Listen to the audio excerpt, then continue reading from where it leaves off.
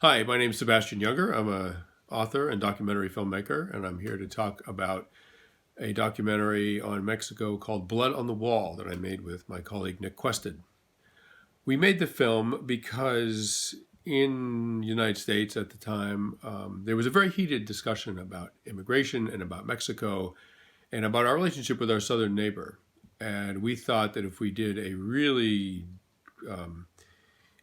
intense look at those issues, at Mexico, at the violence, the drug violence, at the corruption, at the tragedy of immigration across our border, we might bring some understanding to it. I mean, the sort of typical left wing and right wing ideologies about it really fall short of the truth.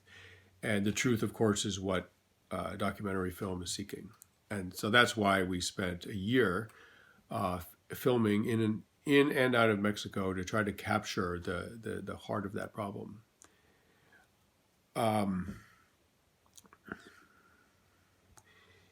When you report on a story as a journalist, of course, documentary film is a form of journalism. It adheres to the same high standards that print journalism adheres to. When you report on a story as a documentary filmmaker, one of the things you're doing is looking for people that are both compelling and have veracity and who are trustworthy. And so part of our work on the southern border of Mexico and throughout the country was to encounter people who we thought could serve as as an informed and charismatic spokesperson for the overall problem, for the overall situation. We found a number of migrants who were walking to America who really exemplified the tragedy of that problem and why it's so intractable. And then, of course, you also do a lot of interviews with experts, with diplomats, with academics, with journalists, other journalists who know the situation very intimately and can explain it to you.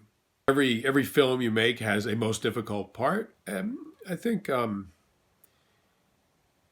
the tragedy of immigration in some ways is very mundane. I mean, these are very ordinary people who are walking a very long way, and just sort of visually, that's not very compelling.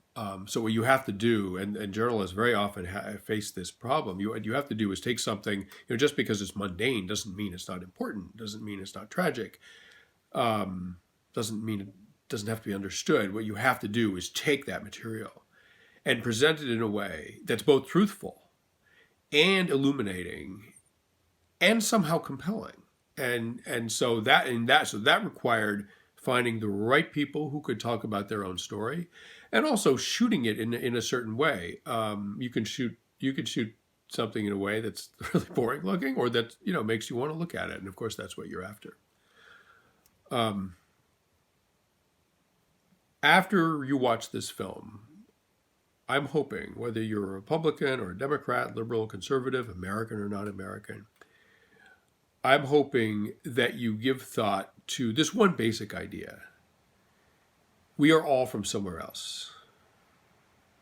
You go far enough back in your family, a generation, 3 generations, 100 generations, I don't care. Your family originated somewhere else. Your family experienced the trauma of leaving their homeland and the fear of entering someone else's homeland and hoping to be accepted and become a productive member of that society. What's happening in Mexico, it's the same thing that has happened all over the world for thousands, tens of thousands, hundreds of thousands of years. People on the move because the life that they were leading where they were is no longer bearable. I'm not saying we need to throw open our borders. I'm not saying we should shut them down. I'm just saying we should think and feel about what that situation truly, truly is in its essence. And if we do that, we will find our way, we as a people will find our way to a true and effective and just solution to this intractable problem.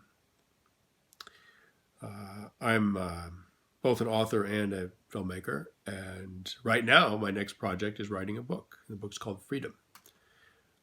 It should be out in May of 2021. Thank you very much for watching my film.